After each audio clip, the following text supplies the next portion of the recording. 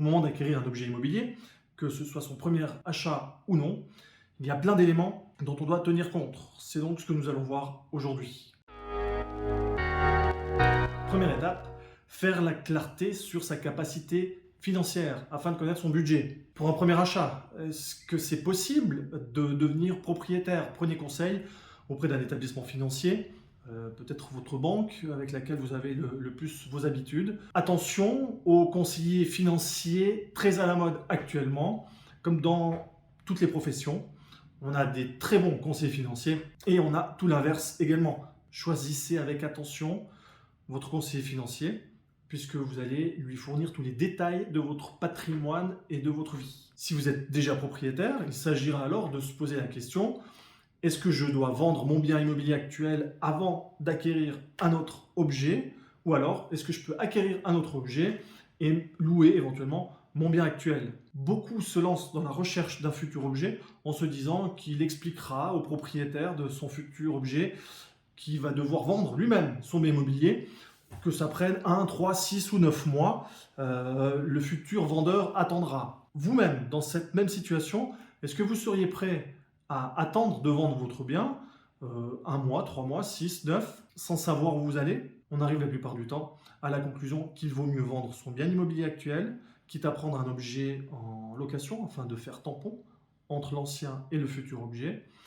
Une fois l'objet vendu, on connaîtra aussi parfaitement quel budget on a à disposition pour acquérir le futur bien. Étape numéro 2, l'environnement convient-il? Quels sont vos besoins actuels? Pas dans 5 ou 10 ans. Un bien immobilier, ça se revend toujours. Si vous êtes célibataire recherchant des activités, il vous faudra un bien immobilier proche des commodités. Et au contraire, si vous préférez le calme et une bordure de forêt, est-ce que le bien immobilier que vous venez de visiter correspond réellement à vos besoins? Question numéro 2, donc, l'objet immobilier convoité ou visité correspond-il réellement à mes besoins actuels? Étape numéro 3, l'état du bien immobilier. L'état général de la maison que je viens de visiter ou de l'immeuble dans lequel je convoite un appartement PPE correspond-il bien, y a-t-il bien une corrélation entre le prix de vente demandé et l'état du bâtiment? En effet, est-ce que des travaux sont à prévoir à court, moyen ou long terme?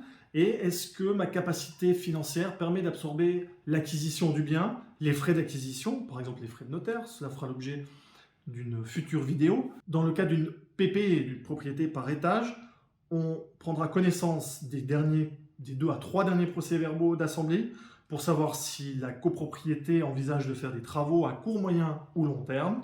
Et dans le cas de l'acquisition d'une maison, d'une villa, son aspect général et une discussion sincère avec les propriétaires actuels ou le conseiller immobilier qui sera neutre et à même de vous donner toutes les réponses avec objectivité est ainsi primordial. Enfin, aussi au moment où on parle de plus en plus, à raison du réchauffement climatique, votre bien immobilier est-il bien isolé? Son chauffage, est-ce que c'est des énergies fossiles, citerne à mazout, chauffage au gaz?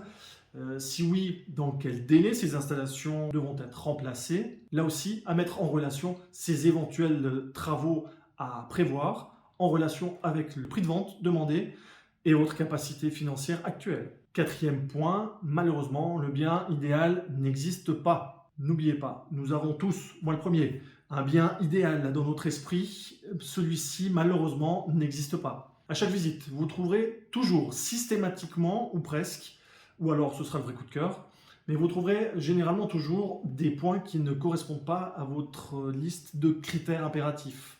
Dès lors, il s'agira de savoir justement quels sont vos critères impératifs et quels sont ceux sans lesquels vous pourriez tout de même vivre. C'était donc les 4 étapes.